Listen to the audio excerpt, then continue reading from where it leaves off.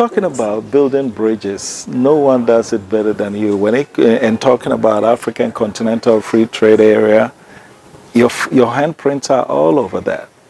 How is that going so far? Well, I think it's going well.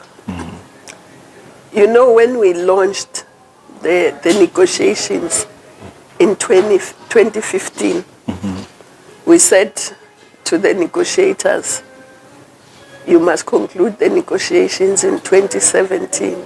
And everybody said, she's naive. You know, trade negotiations take years and years. So I said to them, but it's not like it's God who says it must take years and years. It's us who take years and years. We are saying this time, we mustn't take years and years. We must conclude by end of 2017.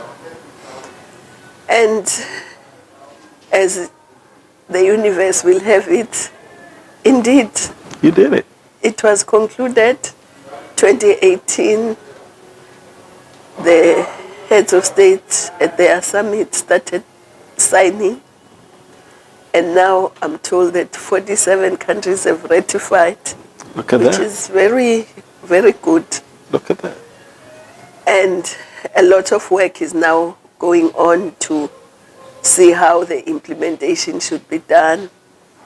They are talking about payment systems that may not necessarily be dollar-based, but using our own currency somehow. We're looking at different areas like youth, women, how are they going to take advantage of this free trade. There are countries who are already piloting it. So I think it's going well, but we need to push the momentum. Okay. So that we can start trading fully. Okay.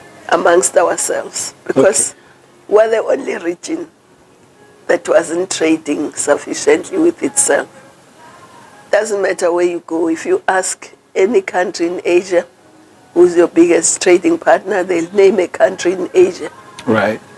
Europe, they'll name a country in the EU or the EU itself.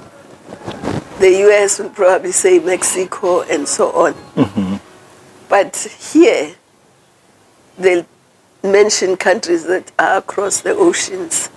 That's not right. It's not right. Yes. So it's very important that we really trade amongst ourselves. And of course, then we trade with the world. Okay. But then the question is, what do we trade?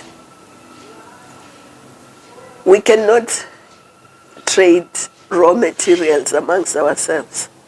We should be manufacturing, and we should be trading manufactured goods. Okay. And that's what I'm hoping will happen. Okay. Because if we trade in raw material, then it's useless. Absolutely. Yes. So that's really what we are looking at. Very good. So it seemed to me one of the biggest hurdles will be the payment systems, like you said. But have we also thought about the paradigm shift that needs to take place, so that if I'm in Ghana, I should appreciate the made in Senegal product just as much as I would appreciate made in America or anything? That paradigm, do you think we're there yet? We'll get there.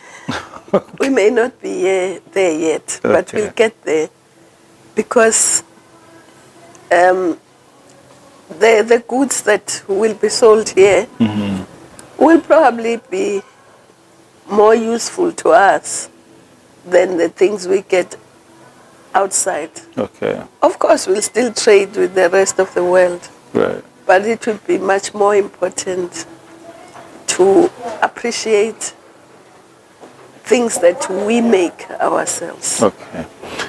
And that's what happens everywhere. Okay. But for that to happen, you are right that there must be a paradigm shift. Right. We must begin to appreciate who we are. Absolutely. And where were we before the colonizers came?